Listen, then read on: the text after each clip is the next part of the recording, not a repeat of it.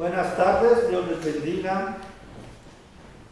Es un gusto estar con ustedes nuevamente, predicándole. Le preguntaría, ¿trae casco? Cuando menos espiritual, dice.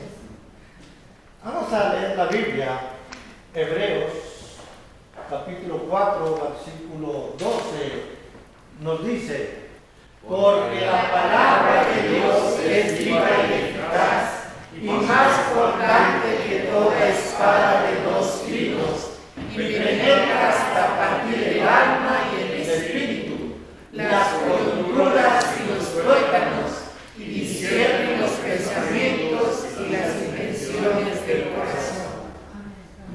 Que la palabra de Dios viva, pues haga la obra en nosotros, ¿verdad? Para que nosotros seamos obedientes a Él y a su palabra. Vamos a orar. Gracias, Señor, por este tiempo. Gracias porque podemos estar en tu palabra, alabando y bendiciendo tu nombre. Por favor, Señor, te suplicamos que me uses. Que toda palabra que salga de mi boca sea dirigida por tu Espíritu Santo, y que tu Espíritu Santo enseñe a mis hermanos. A ti sea la honra y la gloria. Nos ponemos en tus manos, en Cristo Jesús. Amén. Amén. Puede sentarse.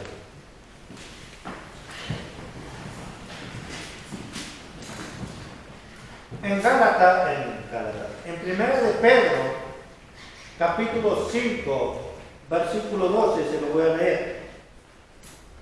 Por conducto de Silvano, a quien tengo por hermano fiel, os he escrito brevemente, amonestándoos, testificando que esta es la verdadera gracia de Dios, en la cual estáis. Este es el tema de la carta de Pedro, la gracia de Dios. Mire, pero es bastante raro cuando tú lees Gálatas capítulo 2. ¿Sí se acuerda de Gálatas capítulo 2? Si no se acuerda, se lo voy a recordar. Está Pablo con la iglesia de Galacia, y mandan hermanos de Jerusalén, o los que dicen unos enviados de Jacobo o de Santiago, que es el mismo, ¿verdad? Los mandan y están allá, y estos eran judíos. Cuando llegan los hermanos a Galacia, Pedro estaba con Pablo y Bernabé y todos los demás. Esta parte de Galacia son iglesias gentiles, o es una iglesia gentil, una iglesia que no son judíos, en pocas palabras, una iglesia que no son judíos, y los hermanos judíos muchas veces en su principio querían decir: ¿cómo los gentiles pueden experimentar la gracia que nosotros tenemos? Y decían: si ellos quieren tener la salvación, también necesitan circuncidarse, o necesitan respetar la ley. Y cuando llegan los hermanos judíos a Galacia, Pedro, pues como que ya no se quería juntar con los hermanos de Galacia, y empezaba a juntarse solamente con judíos. Cuando no estaban los judíos, o los hermanos que venían de Santiago, o de Jacobo, como usted le quiera decir, es el mismo, el medio hermano de Jesús, el pastor de la iglesia de Jerusalén. Este es Santiago, este es Jacobo. Cuando no estaba, Pedro se juntaba con los hermanos de Galacia, comía con ellos. Ahí sabemos que Pedro era pastor, ¿verdad? Porque comía con los hermanos de Galacia, sabía disfrutar Pero cuando llegaron, pues ya Pedro ya no se juntaba con los hermanos de Galacia. Y en el capítulo 2 encontramos, muchos dicen discusión entre Pablo y Pedro, más bien es el regaño de Pablo a Pedro. Les da un regaño Pablo a Pedro bastante fuerte. Y le dice en pocas palabras, porque no voy a hablar de Gálatas capítulo 2, Pablo le dice a Pedro, nosotros tenemos que vivir en la gracia, porque la gracia es lo que nos lleva a la salvación. Si quiere vaya a poner un poquito a Gálatas para que sepa de lo que estoy hablando, porque como que me están viendo así como que no estoy entendiendo nada. Fíjese lo que dice en el versículo, vamos, en el 11, en el 2:11. Cuando Pedro vino a Antioquía, le resistí cara a cara, porque era de condenar. Pues antes que viniesen algunos de parte de Jacobo, comía con los gentiles. Pero después que vinieron, se retraía y se apartaba, porque tenía miedo de los de la circuncisión. O sea, Pedro dijo, no, ya no me voy a juntar con los gentiles, porque vinieron los hermanos de judíos de parte de Santiago, ellos son judíos, y ya no me voy a juntar con los gentiles, me voy a juntar solamente con los judíos. Y ya no comía con los gentiles. Y Pablo le echa pleito, cara a cara, personalmente. En el versículo 15 dice, nosotros judíos, ya está hablando de Pablo a Pedro, nosotros judíos de nacimiento y no pecadores de entre los gentiles, sabiendo que el hombre no es justificado por las obras de la ley, sino por la fe de Jesucristo. Nosotros también hemos creído en Jesucristo para ser justificados por la fe en Cristo y no por las obras de la ley. Luego conocemos un pasaje bastante conocido de Pablo en el versículo 20, dice, con Cristo estoy juntamente crucificado y ya no vivo yo, mas Cristo vive en mí, y lo que ahora vivo en la carne, lo vivo en la fe del Hijo de Dios, el cual me amó y se entregó a sí mismo por mí. Y dice el versículo 21, un versículo que no personal, me encanta, me gusta. Dice, no desecho la gracia de Dios, pues si por la ley fuese la justicia, entonces por demás murió Cristo.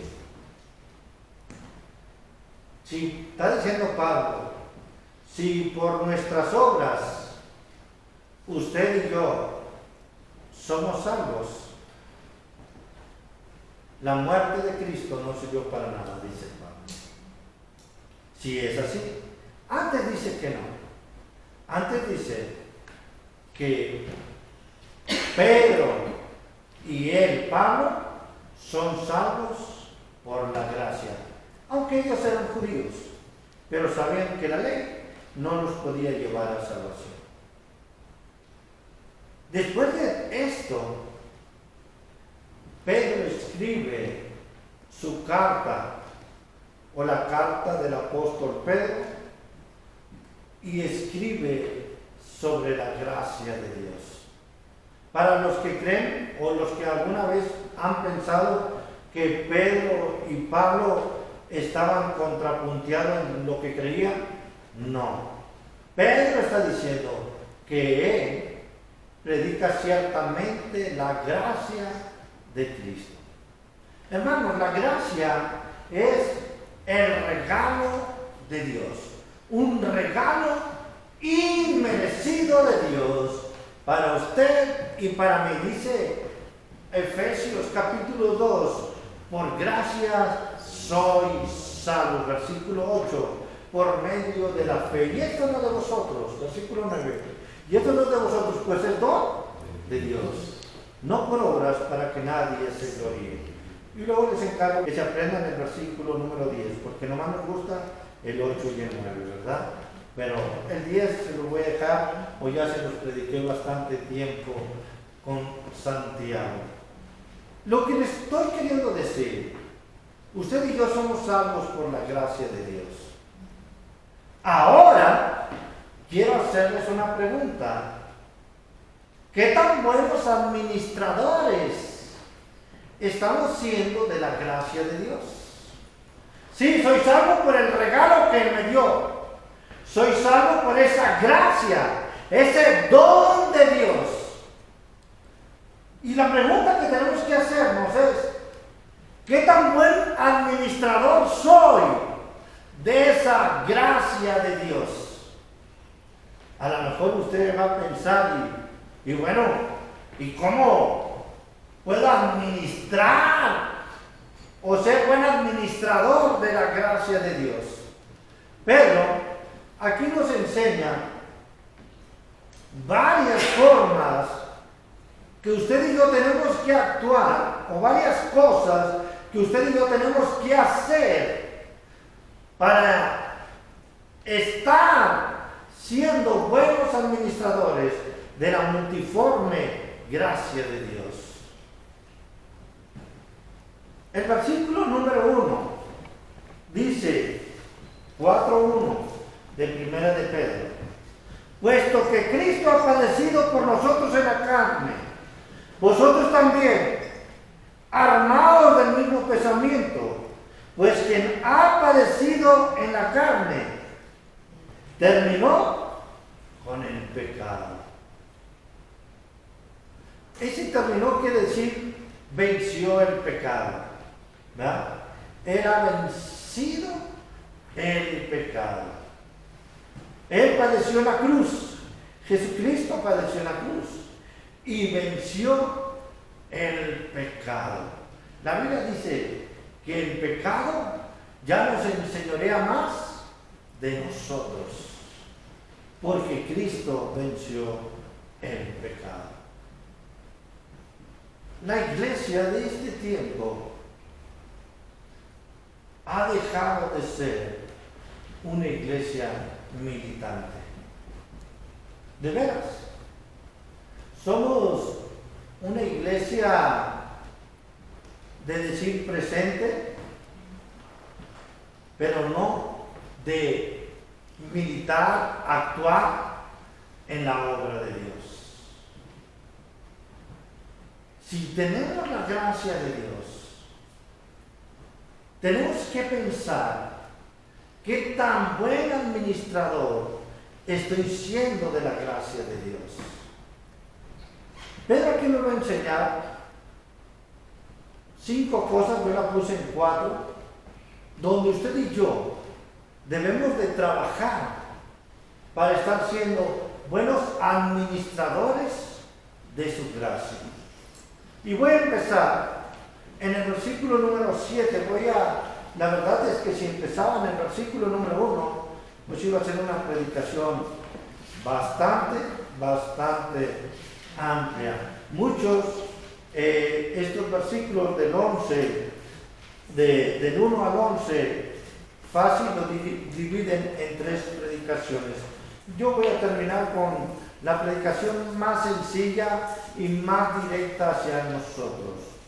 ¿Cómo o qué es lo que tenemos que hacer para ser buenos administradores de su gracia? Dice el versículo número 7: mas el fin de todas las cosas se acerca.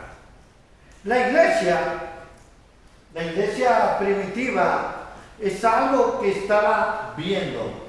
El fin de todas las cosas se acerca. ¿Se acuerdan de Tesalonicenses? La iglesia de Tesalonicenses esperaba ya la venida de Cristo. Ellos ya esperaban que viniera Cristo. Es más, se pusieron tristes porque unos cristianos se habían muerto y decían, bueno, y ahora si viene Cristo, ¿qué pasa con estos muertos? Y Pablo les enseña, ¿verdad?, que los muertos en Cristo resucitarán primero y después los que hayan gozado su venida. Y Pablo está diciendo, el fin de los tiempos se acerca. Mire, ¿qué pasaría si a usted le dijeran, hoy es el último día de su vida? ¿Qué haría? ¿Haría lo mismo? Si usted le dijera, hoy es el último día de su vida, ¿se pondría a ver las novelas? Piense, si hoy fuera su último día, ¿usted vería las novelas? Yo creo que alguien razonable, pues no viera las novelas. Y mire, es más, si nos diría que hoy fuera nuestro último día de vida y si hubiera trabajo, no vamos al trabajo, se los aseguro. No, yo lo aprovecho. Algunos dirían, ¿saben qué? Bueno, para empezar, es mi último día, yo quiero comerme un tomahawk.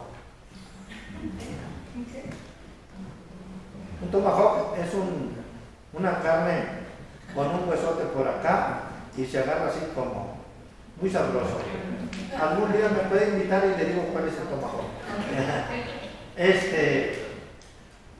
Algunos diríamos, quiero estar con mi familia. Y no solamente estar con mi familia, le diríamos, quiero decirles cuál es su oportunidad de vida eterna. Pensaríamos, bueno, los cristianos deberíamos de pensar, quiero que donde yo voy, ellos también vayan. No, si fuera su último día de vida, ¿qué haría? ¿Ha pensado en eso? Miren, como cristianos deberíamos de pensar así. Hoy puede venir Cristo. Porque la Biblia dice que Él vendrá como ladrón en la noche. O sea, cuando nadie se lo espera, ¿verdad? ¿Cuándo llegan los ladrones? Es más, ni los vemos, ya me robaron la batería otra vez. Afuera de esta casa, 3 baterías nos robaron. Y no venían en la noche, en el día, pero eran como ladrones en la noche. Nadie los veía.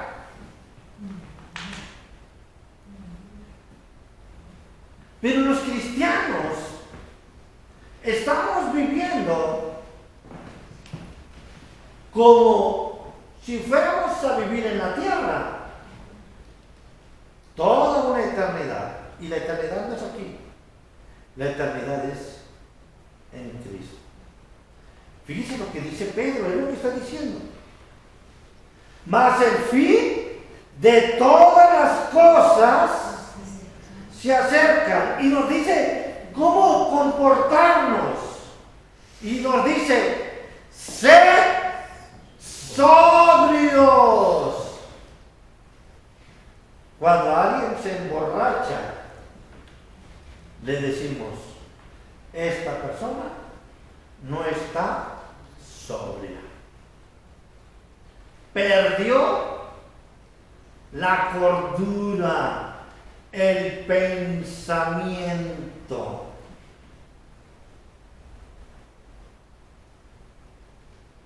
Pensemos, ¿estoy viviendo con sobriedad? Sobriedad es que no nos saquen de nuestras casillas. También no solamente se nos va la sobriedad con el alcohol. A veces cuando vamos manejando, ¿verdad?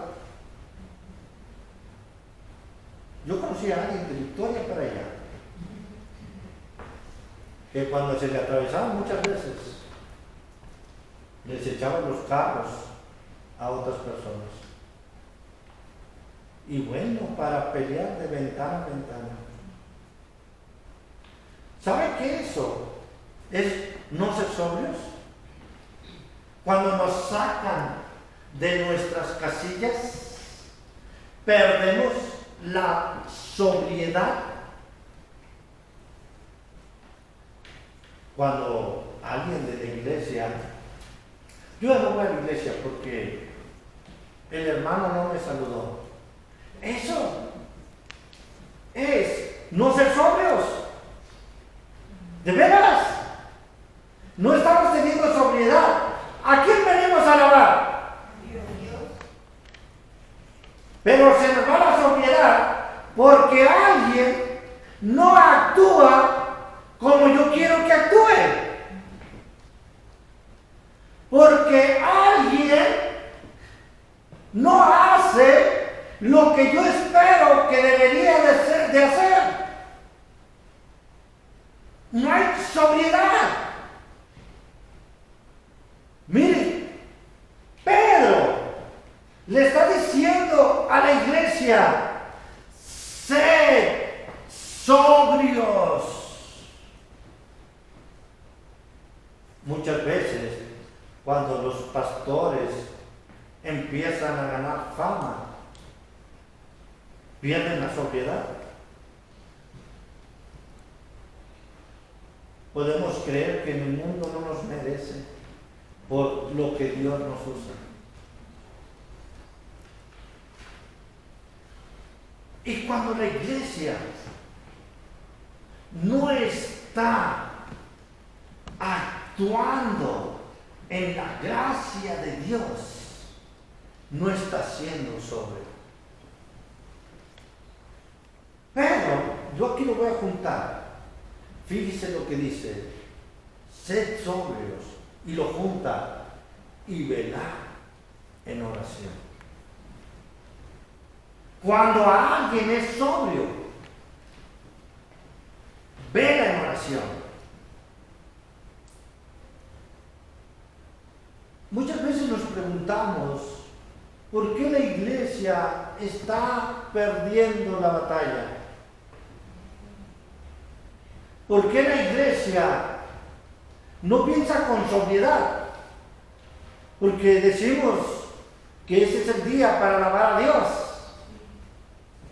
para honrar a Dios, para darle gracias a Dios, para cantarle a Dios. Pero que no venga Chayán el domingo. Se va la sobriedad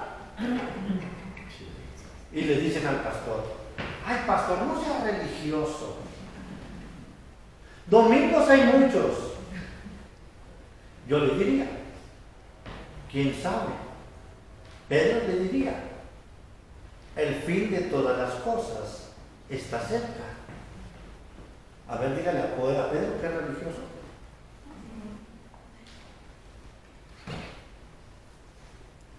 Dice: sed sobrios y velad en oración. La iglesia, mire, así en los cultos de oración, ya sabe, estoy siendo irónico. O sea, 5, 1, 2, 3, 4, 5. Los que nos reunimos en el culto de oración. Así. Mire, en su casa, nada más de aplanarle un botón, prender la computadora y conectarse, algunos hasta desde la cama de su casa, para orar con la iglesia, no lo hace. Y luego dice: hermano, yo soy sobrio. Yo le dije: sobrio lo que le conviene. Porque dice: sed sobrio y velad en oración. Mientras no velemos en oración, miren, no estamos siendo sobrios. La iglesia no está siendo sobria. La iglesia, el culto donde menos asiste la iglesia, y no hablo de esta, bueno, también de esta, es los cultos de oración. Por lo que usted guste, quiera y mande. Pero la iglesia pone pretextos para no reunirse. Tengo trabajo, no tengo trabajo. Tengo seguridad, pero no lo sé. estoy haciendo otra cosa, me ocupo en otra cosa. Está el partido de fútbol, está mi hijito, que es el único día que me visita. Hermano, lo tengo que atender. Si usted no ora por él, su hijito se va a perder. O puede ser mamá, papá, hermano, hermana, amigo o amiga, o lo que usted quiera. La Biblia dice, sea sobrio, esté despierto, piense con cordura, piense la verdad y vele en oración. Mire, es medio chistoso este pasaje. Si usted recuerda cuando estaban en Getsemaní, ¿se acuerdan? ¿A quién llevó Jesús a orar con él? A Pedro, a Jacobo y a Juan, solamente a 3. ¿Y qué le pasó a Pedro? Mire, dijo, se echó un coyotito. Bueno, 3 coyotitos ya era una manada. ¿Sí, verdad? ¿Qué le dijo Jesús a Pedro? Vele, oren conmigo, porque el día final se acerca.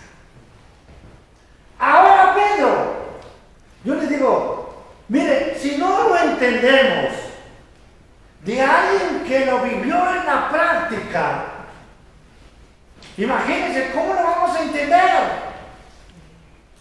La Biblia nos manda a velar y orar.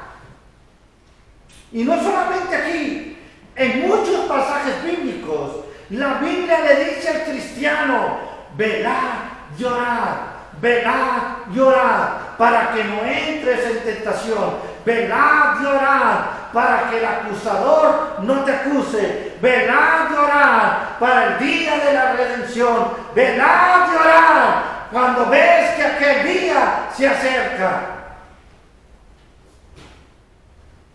Y la iglesia se le está olvidando el sed sobrios, velar y orar. No estamos viviendo despiertos. Un administrador de la gracia es sobrio, velando y orando. Hermanos, necesitamos orar. El mismo Jesús, cada vez que tenía enfrentamientos fuertes, dice la Biblia, se apartaba a orar.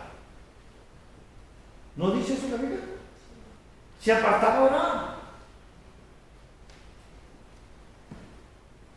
Si usted no está siendo sobrio, si usted está velando en oración, está teniendo problemas como administrador de la gracia de Dios. ¿Cómo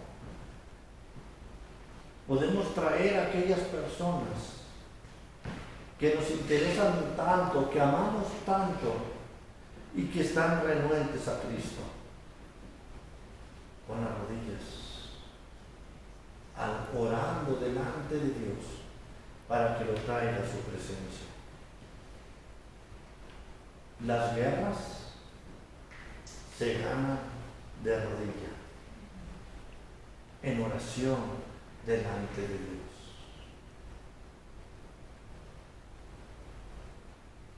Un administrador o administrador de la gracia de Dios es sobrio, vela y ora. Segunda enseñanza, versículo 8. Y ante todo, tened entre vosotros ferviente amor. Hay que tener cuidado con estas palabras que está diciendo. No está hablando del amor de Cristo, No habla de ese amor de Cristo. No habla del amor que perdona nuestros pecados. No habla de aquel amor que nos rescató de la esclavitud del pecado a la libertad. Fíjense lo que dice otra vez. Y ante todo, tened entre vosotros ferviente amor. Mire, si usted me está orando por mí, puras piñas que me aman. Si yo no oro por usted, no es cierto que le amo. Usted ama a sus hijos y le aseguro que ora por ellos, ¿a poco no? Algunas hermanas, Señor, oran, me gusta mucho esa oración. Señor, tráelo con los lazos de amor. Así oran mis hermanos. ¿Qué? Esos lazos de amor, lenguaje figurado, ¿verdad? No sé cuál sea el lazo de Dios para traerlo con su lazo de amor. Pero en realidad usted y yo debemos de orar, tráelo, Señor. Como tú lo vayas a traer, pero tráelo. Porque si lo quieres traer, como yo digo, pues a lo mejor así nunca va a venir. Mi madre decía de mí, Edgar, a golpes no hace caso. No, a mí si me pegaba, estaba peor que las mulas. No caminaba. Pero si a mí me decían, por favor, hacía lo que quiera. Hermanos, ¿qué tanto amor estamos teniendo los unos por los otros? Hoy, posiblemente operen a Mauricio o ya lo estén operando. El jueves, posiblemente, primero Dios, operan al hermano Sergio. Y ya dije que voy a estar hablando bien fuerte para que nomás un domingo falte. Dice el hermano Sergio, no hay tanta prisa, 3 domingos denme, y ya pido vacaciones largas. La nieta de nuestra hermana Raquel, ella se golpeó una pierna, se cayó y está ahorita con problemas de salud. Necesitamos orar unos por otros.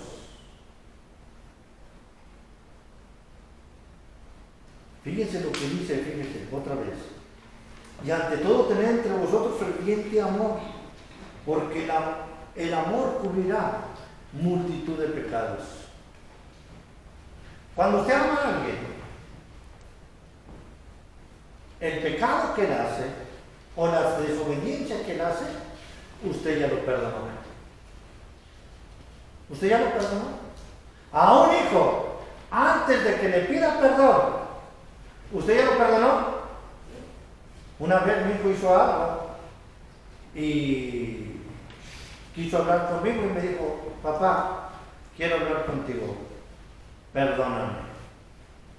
La verdad que él antes de que me pidiera perdón, estaba perdonado. La iglesia, tenemos muchos problemas porque no hemos aprendido a perdonar los pecados de nuestro hermano. ¿Ya viste cómo se comporta? Me cae gordo, es así y así y así. Mire, los hermanos, porque no tenemos amor, chismeamos los unos de los otros, aunque a uno los hacen aparente como cadenas de oración, ¿verdad? Ora por el hermano porque no sabes cómo es. Cuando dice el amor cubre multitud de pecados, está hablando del amor que tú tienes hacia aquel y aquel que no se comporta mal. Tú eres capaz de perdonar sus pecados, de pasar por alto sus pecados. ¿Sí entienden? ¿O sí estoy explicando? Tengamos ferviente amor, porque ese amor va a perdonar las faltas de tu hermano. Y he estado en iglesias donde personas, no voy a decir mi género, personas me han dicho: a esta persona yo no le hablo, ni le hablaré nunca. ¿De veras? ¿Sabe por qué? Porque no están siendo buenos administradores de la gracia de Dios.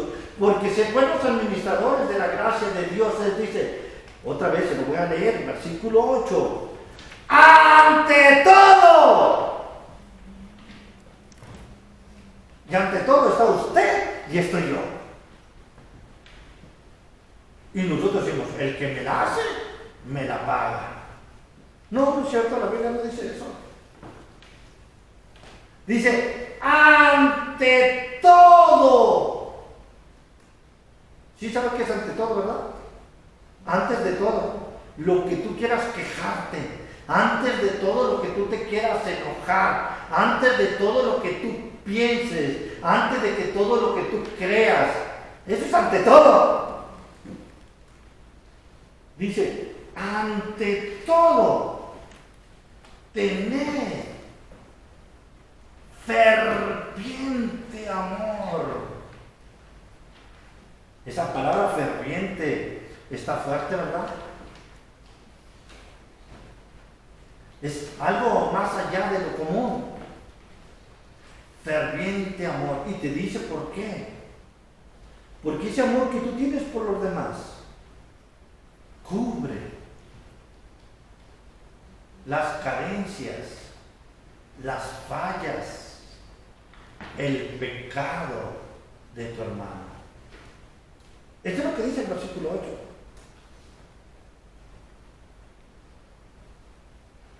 Queremos que todos nos vean a nosotros con amor. Y decimos, que no es cristiano. Pero muchas veces no queremos nosotros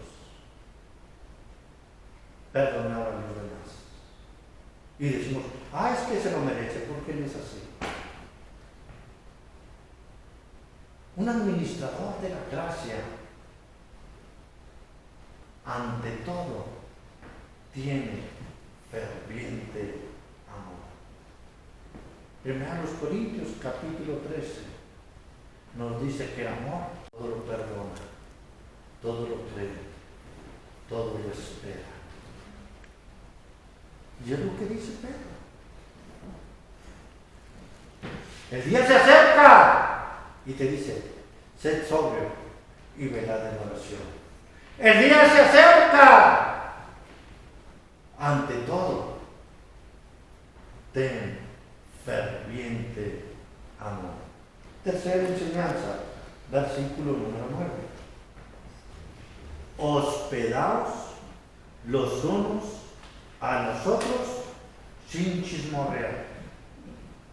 Bueno, versiones de García. Sin murmuraciones, dice el texto. Hospedaos los unos a los otros. Esto tiene que ver también mucho con cuestión cultural.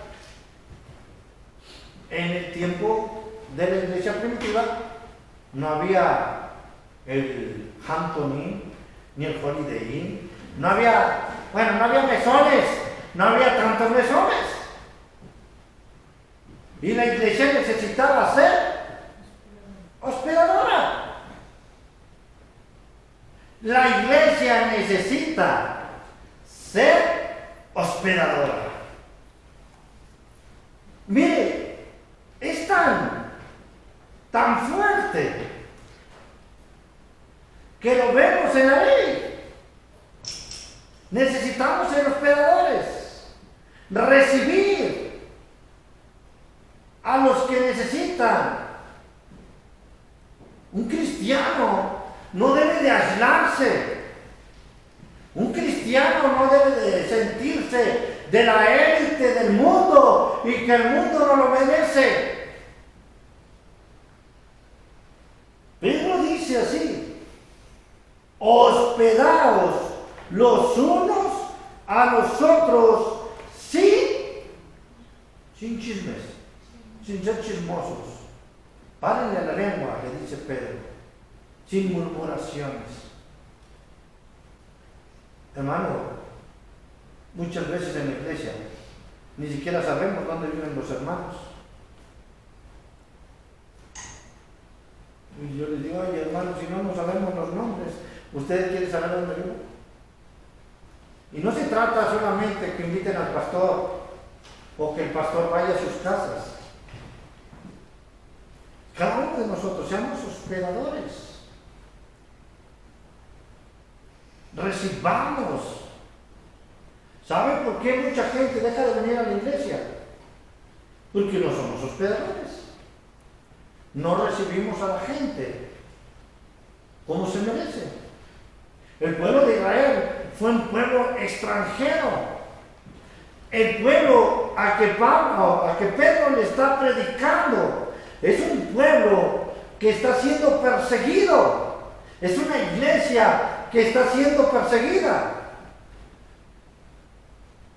Por lo que vemos, Pedro está escribiendo esta carta a la iglesia que está en Turquía ahorita en este tiempo. Y es una iglesia que está siendo perseguida, que se salió porque los romanos le están atacando, los gentiles le atacan y algunos judíos cristianos también le atacan. Y dice: sean hospedadores. Déjenme, les adelanto algo. El 31 de agosto, primero Dios, va a venir una iglesia a conocernos, a estar con nosotros. Y yo, como soy bien hospedador, le dije: venga el fin del mes, porque la iglesia tiene comida bastante para invitarles. A ustedes van a decir: hermano, ¿usted sí tiene fe? Es una iglesia pequeña, una iglesia en casa. No tan, bueno, más pequeña que nosotros un poquito. Pero el hermano dice: hermano, si Dios quiere, el 31 de agosto estaremos con ustedes. Vamos a ir aproximadamente 15 más 20 de nosotros, ya son 35, aquí caben. Pero si somos los que debemos de ser normal, ya debemos de ser como 45 aquí. Y me dijo el hermano: ¿qué llevo? Nada, somos hospedadores.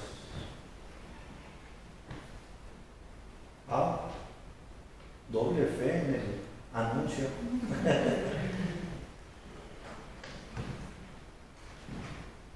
Porque necesitamos ser hospedadores. Miren, si no nos sentimos bien entre nosotros, o si no nos hacemos sentir bien entre nosotros, ¿a dónde va a venir esta iglesia? Porque ellos quieren venir a aprender de nosotros, para que vean cómo se hace un culto normalmente. Ellos se reúnen en una sala. Y la Biblia dice: sean hospedadores. Y habla de dar de comer. ¿Se acuerdan, no? Llegaron 3 ángeles con Abraham. Y uno de estos era ¿quién? El Hijo de los dioses, el Hijo del hombre, era Jesucristo. Y la Biblia dice que aprendamos a hospedar, porque quién sabe si estemos hospedando ángeles. Lot hospedó ángeles y los sacaron de Sodoma y se libró de la muerte.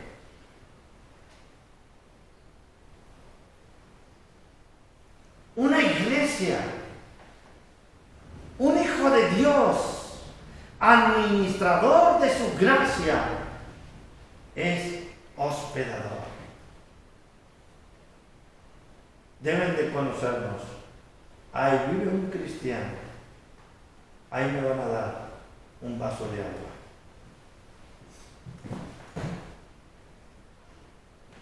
Ahí me van a dar, si necesito, un alimento. Somos así. Mire, yo sé que nuestra cultura, en nuestro tiempo es muy difícil, pero necesitamos ser hospedadores.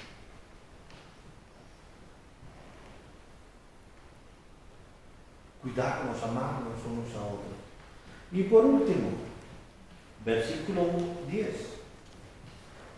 Cada uno, según el don que ha recibido, ministrelo a otros como buenos administradores de la multiforme gracia de Dios. Usa tu don. No estoy diciendo que sea su don, que uses tu don. Algunos dirán, ¿a poco yo tengo don, hermano? La Biblia dice que al menos usted tiene un don. Y ese se lo dio el Espíritu Santo. Y se lo dio como Él quiso.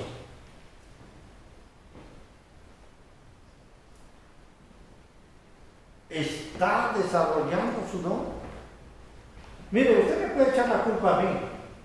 Hay hermanos que usted no me pone a trabajar, ni me invita. Déjeme, le digo de una vez. No necesita invitación. Usted dígame, hermano, yo quiero ayudar, creo que soy bueno para esto, yo quiero hacer esto. Yo no voy a pelear con usted si usted quiere trabajar para Dios. Yo lo voy a felicitar, lo voy a animar y lo voy a enseñar.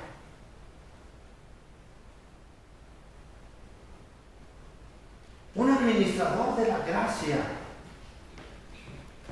usa su don. Discúlpame, hermano, bueno, no me disculpes si no quieres. Pero si tú vienes y te sientas y no estás usando tu don, no estás siendo buen administrador de la gracia. Porque Dios te dio ese don para bendición de su obra. Y cuando tú bendices su obra, tú eres bendecido.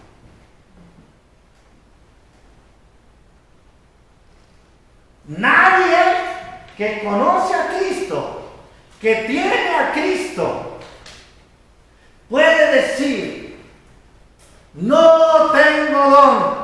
Nadie.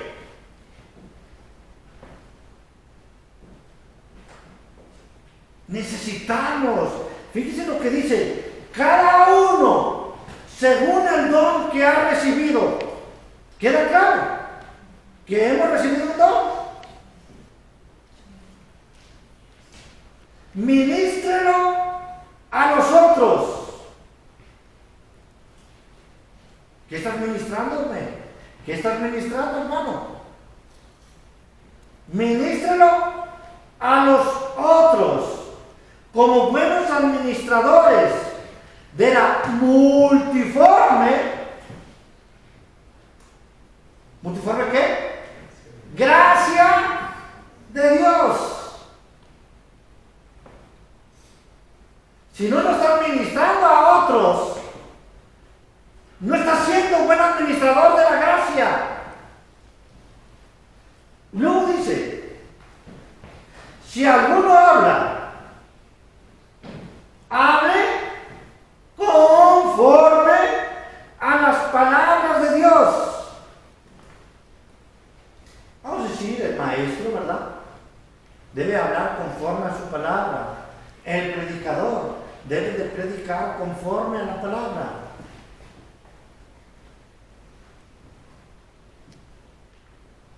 Él da el don.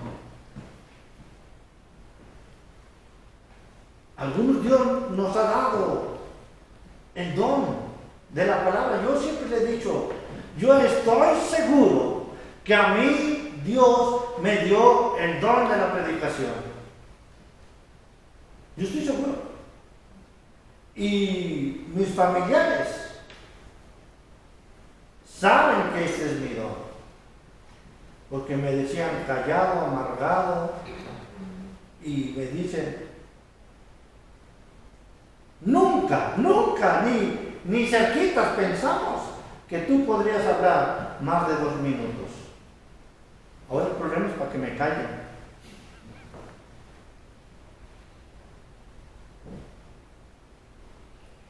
Pero si tú tienes el don de la palabra y no lo estás usando, estás siendo mal administrador de su gracia. Pero no queda ahí, porque dice, no, yo no predico, yo no enseño, yo no puedo hablar, y voy a seguirle. Fíjese lo que dice. Si alguno habla conforme a la palabra de Dios, si alguno ministra o sirve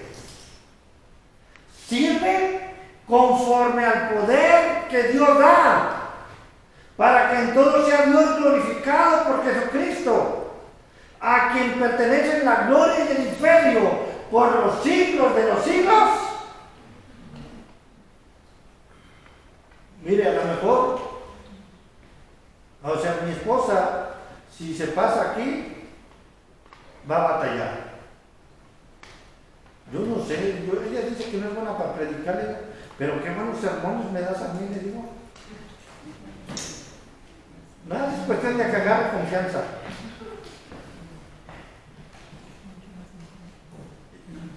La mayoría de los varones podemos decir esto, ¿verdad? Amén. Dicen que no predican, pero ¿qué tal sermones nos echan?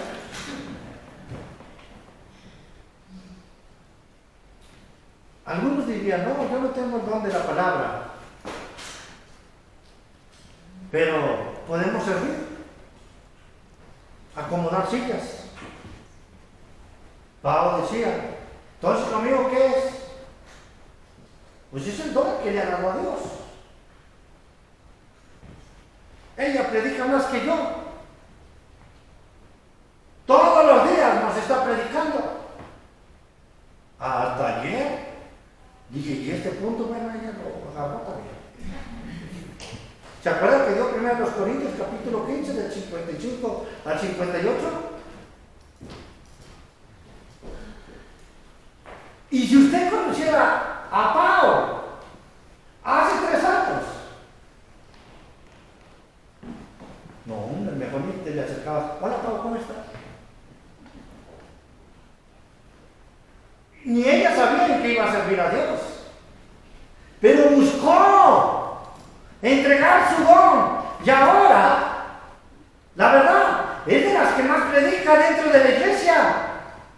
Hermano Sergio, muy bueno para maestro y todo, pero no predica como ella todos los días. Yo predico aquí el domingo y todo, pero ella nos está compartiendo. ¿Se fijan? El don que Dios le dio.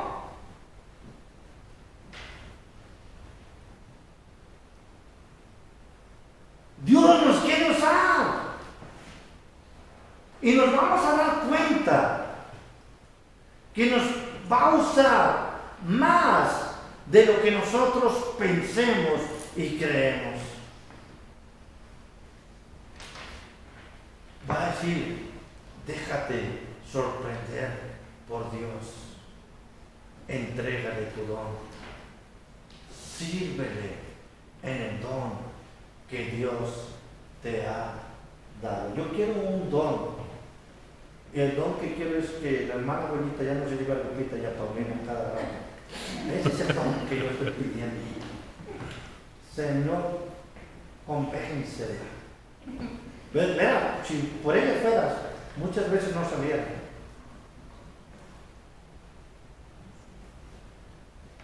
¿Cuál es el don que tú tienes? Dice así bien claro. Si alguno ministre conforme al poder de Dios, para que en todo Dios sea glorificado.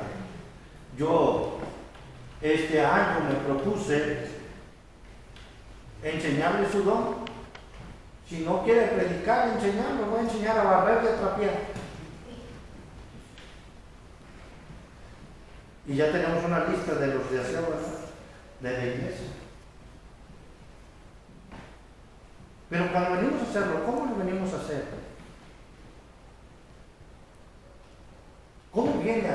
aseo. ¿Alá y se va? ¿O lo está haciendo para Dios?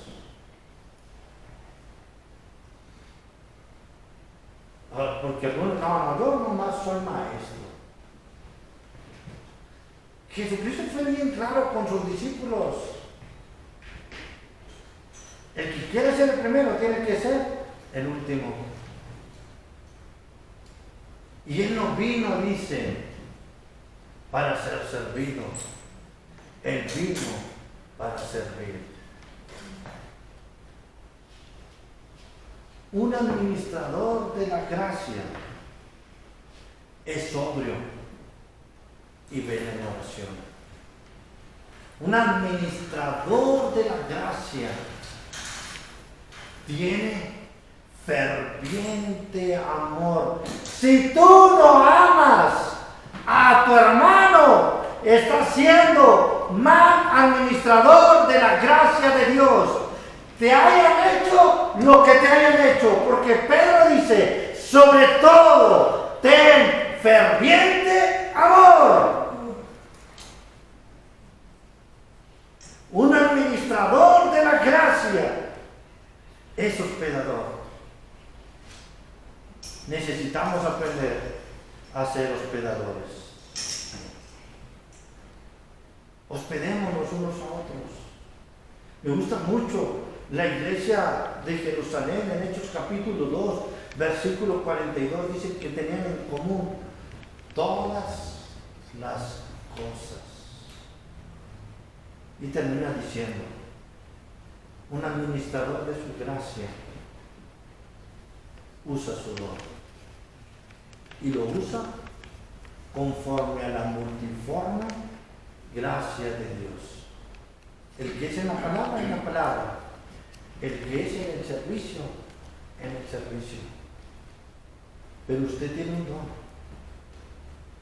Y Dios quiere usarlo para el engrandecimiento de su reino. Seamos administradores de su gracia. Y pensemos claramente, el final se acerca. Y puede ser que no sea el final del mundo, pero puede ser que sea el final de su vida, de su existencia. O puede ser el final del mundo y el final de su existencia. ¿Qué tan buen administrador de la gracia está siendo? Hermanos, Él nos amó. Él dio su vida por nosotros. Y por su gracia, por ese regalo inmerecido que fue Cristo en la cruz, nosotros somos salvos. Seamos buenos administradores de esta gracia. Seamos sobrios y veremos en oración. Seamos buenos administradores de la gracia. Amémonos con fervor. Seamos buenos administradores de la gracia y aprendamos a ser hospedadores. Y por último, usemos el don. Él nos lo dio. Usemos el don que Dios nos ha dado. Dios quiere usarlo. Y Dios quiere admirarlo, viendo cómo Él le puede usar. Él le va a sorprender cómo le usa. Yo estoy seguro que Pablo nunca pensaba ser usada como está siendo usada. Yo sé porque ella preguntaba, ¿y yo para qué soy buena? ¿Para qué sirvo? ¿Qué es lo que voy a hacer? Puso su don en Dios. Y Dios lo está usando grandemente. Lupita, igualmente.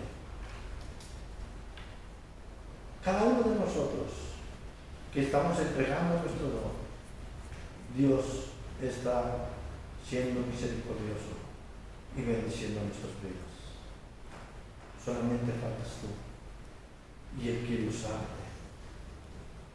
Quiere que seas un soldado de Él. Que seas una iglesia militante. Una iglesia que milita, no solamente que conoce. Oremos. Gracias, Padre, por tu palabra. Gracias porque es buena, es clara, es hermosa. Y tú hoy nos has llamado. Ayúdanos a ser buenos administradores de tu gracia. Si hay alguien, Señor, aquí que dice, estoy perdido, no sé qué dónde tengo, Señor, háblale su vida, háblale su corazón y muéstrale cómo le quieres usar. Bendice esta iglesia, tómanos en tus manos. En Cristo Jesús. Amén. Dios les bendiga, hermanos. Gracias.